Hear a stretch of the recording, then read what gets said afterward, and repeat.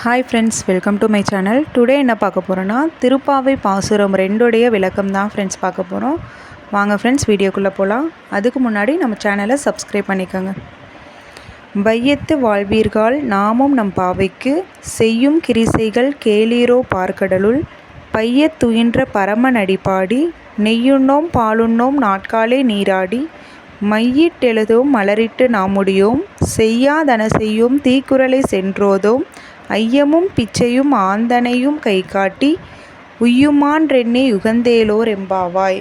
இந்த பாசுரத்துடைய விளக்கம் என்னன்னு பார்த்தீங்கன்னா, வையத்து வாழ்வீர்கள், அதாவது திருமாலுடைய அவதாரமான கண்ணன் இருக்கக்கூடிய ஆயர்பாடியில் வாழக்கூடிய மக்களே, அதாவது இந்த உலகத்தில் வாழக்கூடிய சிறுமிகளே, நாம் இந்த பாவை விரதம் இருக்கோம் இல்லையா, அந்த பாவை விரதம் இருக்கிறதுக்கு என்னென்ன வழிமுறைகள் அப்படின்னு சொல்கிறேன் கேளுங்க அப்படின்னு சொல்கிறாங்க ஆண்டாள்.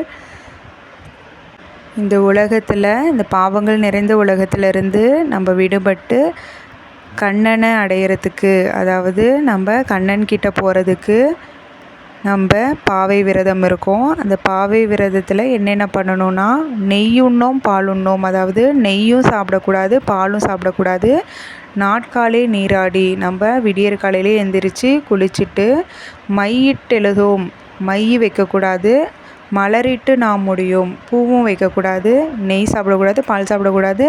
விடியற் காலையில் எழுந்திரிச்சு குளிச்சுட்டு மை வைக்காமல் பூ வைக்காமல், அதாவது அந்த பூ மார்கழி மாதத்தில் வர பூவெல்லாம் திருமாலான கண்ணனுக்கே சொந்தம். அதனால் நம்ம பூ வைக்கக்கூடாது, தீய சொற்களை பேசக்கூடாது, கெட்ட எண்ணங்கள் இருக்கக்கூடாது. ஐயமும் பிச்சையும் ஆந்தனையும் கை காட்டி, அதாவது துறவிகளுக்கும் பிச்சைக்காரங்க எல்லாருக்குமே நம்ம இல்லாதவங்களுக்கு எல்லாருக்குமே நம்ம அவங்க போதும்னு சொல்கிற வரைக்கும் உதவி பண்ணணும், தானம் கொடுக்கணும் அப்படின்னு சொல்லி ஆண்டாள் இந்த பாசுரத்தில் சொல்லியிருக்காங்க. ஓகேங்களா?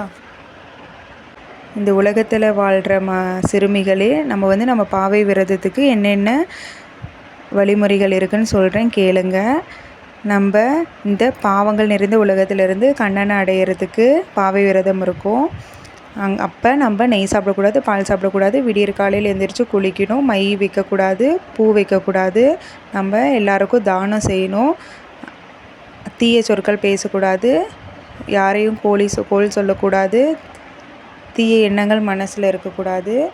நம்ம எல்லாருக்கும் அவங்க போதுன்னு சொல்கிற வரைக்கும் நம்ம தானம் பண்ணணும் அப்படின்னு இந்த பாசுரத்தில் ஆண்டாள் கூறியிருக்காங்க. எவ்வளோ அழகான வரிகள் பாருங்கள் ஃப்ரெண்ட்ஸ். ஓகே ஃப்ரெண்ட்ஸ், திருப்பாவை பாசுரம் முன்னோடைய வீடியோ நான் ஏற்கனவே போட்டிருக்கேன், பார்க்காதவங்க பாருங்கள். இந்த பாசுரத்துடைய விளக்கமும் தெளிவாக கொடுத்துருக்கேன். இப்போ இந்த பாசுரத்துடைய 2 விளக்கம் பிடிச்சிருந்ததுன்னா எல்லோரும் லைக் பண்ணுங்கள், சேனலை சப்ஸ்கிரைப் பண்ணிக்கோங்க. நாளைக்கு அடுத்த வீடியோவில் பார்க்கலாம். பாசுரம் 3 விளக்கத்தோடு வரேன். Okay friends, bye. Thank you for வாட்சிங்.